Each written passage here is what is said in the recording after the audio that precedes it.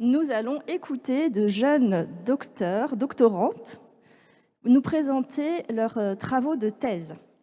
Et pour nous mettre en appétit, je vais accueillir Pauline Mancina, qui est étudiante à Sorbonne Université au Centre de recherche sur l'Amérique hispanique.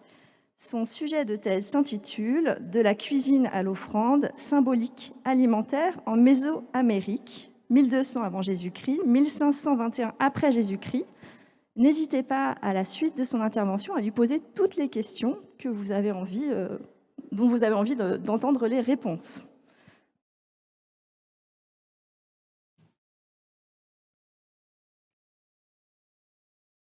Eh bien, bonjour à tous.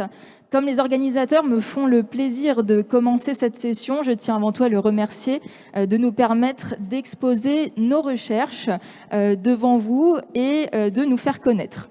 Donc, je vais vous parler aujourd'hui d'un autre type de patrimoine qui est un petit peu moins connu, qui est le patrimoine immatériel culturel. Puisque on connaît plutôt le patrimoine sous forme de biens, je vais vous parler de la cuisine qui constitue ce patrimoine immatériel de l'humanité. Alors, en 2013, la cuisine mexicaine a été classée au patrimoine mondial de l'UNESCO. Et cette fameuse cuisine mexicaine, vous avez souvent entendu parler de certains plats comme les tortillas, par exemple. Excusez-moi. Voilà. J'ai mis ici quelques exemples de plats traditionnels. Si vous avez voyagé au Mexique, peut-être que vous reconnaîtrez certains plats. Alors, vous avez en haut à gauche ce qu'on appelle le tejate. C'est une boisson à base de cacao, de fleurs de cacao et de graines de mamey. Vous avez en haut à droite les fameux tacos avec du guacamole. Et en bas à gauche, un bouillon qui est moins connu, qui s'appelle le caldo de piedra. Et ce bouillon est confectionné en mettant des pierres chauffées à l'intérieur du bouillon pour cuire des crevettes ou du poisson. Et enfin, en bas à droite, le fameux mole oaxaqueño, le cousin du mole poblano, qui est constitué d'une sauce au chocolat et qui accompagne généralement du blanc de dinde. Alors on peut se poser la question, on connaît ces plats aujourd'hui, mais finalement, est-ce qu'ils existaient aux époques préhispaniques, c'est-à-dire avant l'arrivée des Européens sur le continent? Je vais vous faire un peu voyager. Déjà, on va traverser l'Atlantique et on va remonter le temps 500 ans auparavant. Le Mexique n'existe pas alors en tant que tel. Il fait partie d'une plus grande géographie, d'une ère culturelle qui s'appelle la Mésoamérique. La Mésoamérique est composée des 2/3 sud du Mexique, du Belize, du Guatemala, du Salvador, d'une partie du Nicaragua et du Costa Rica. Et donc, cette Mésoamérique a été définie par les chercheurs autour de traits culturels communs qui ont été énoncés en 1943 par Paul Kirchhoff. Et parmi ces traits culturels, nous trouvons notamment des aliments et des pratiques culinaires. Alors, après avoir étudié toute cette ampleur culinaire, dans mes travaux, j'ai pu déterminer certains traits qui permettaient d'identifier cette cuisine mésoaméricaine. On y trouve notamment la cuisine du cerf et du piment. Et ce, bien avant les débuts de cette Mésoamérique, que certains chercheurs font remonter tantôt à 1200 avant Jésus-Christ, tantôt à 2500 avant Jésus-Christ.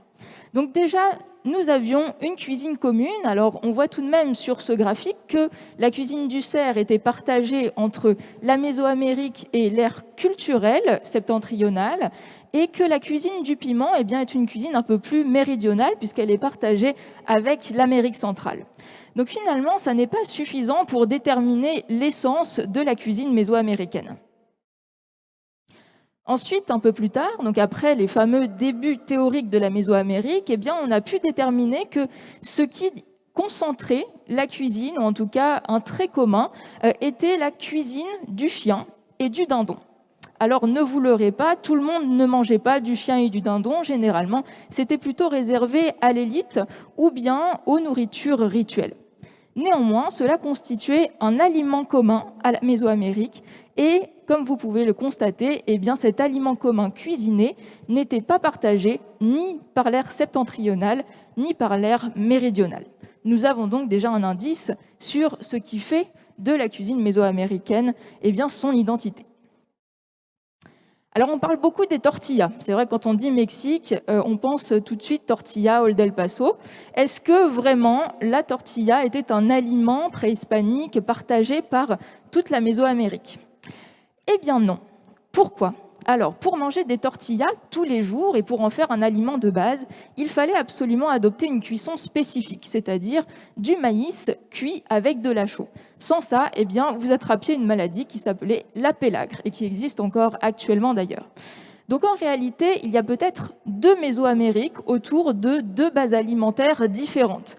Une Mésoamérique plutôt du nord, avec effectivement une cuisson du maïs à la chaux, et une Mésoamérique plutôt du sud, qui ici a un répertoire culinaire plus varié, avec certes du maïs, mais comme il était mélangé à d'autres fruits et tubercules, eh bien, on n'avait pas la nécessité de le cuire avec de la chaux. Et donc, cela permettait de ne pas tomber malade.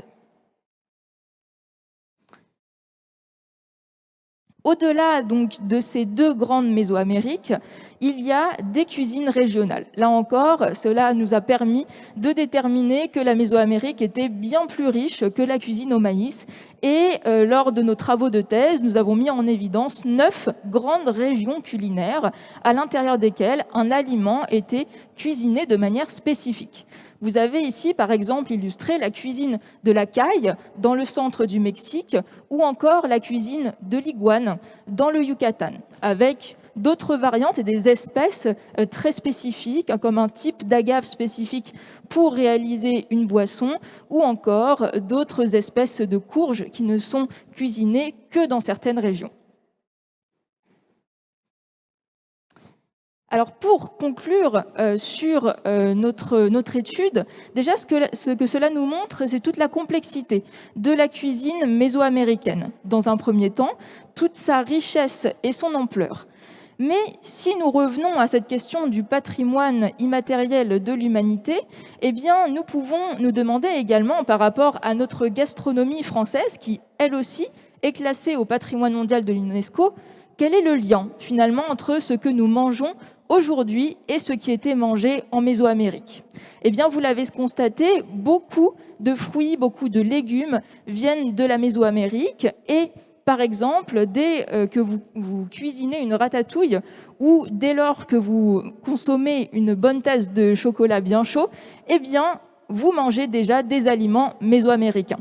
Alors effectivement, sous une forme qui va être très différente, mais j'espère qu'après cette présentation, dès que vous consommerez ce fameux chocolat, eh bien, vous ne verrez plus un aliment européen, mais que vous pourrez voir eh bien, toute la richesse de cet héritage magnifique qui vient de la Mésoamérique, qui est le témoin finalement des liens qui nous ont unis hier et aujourd'hui.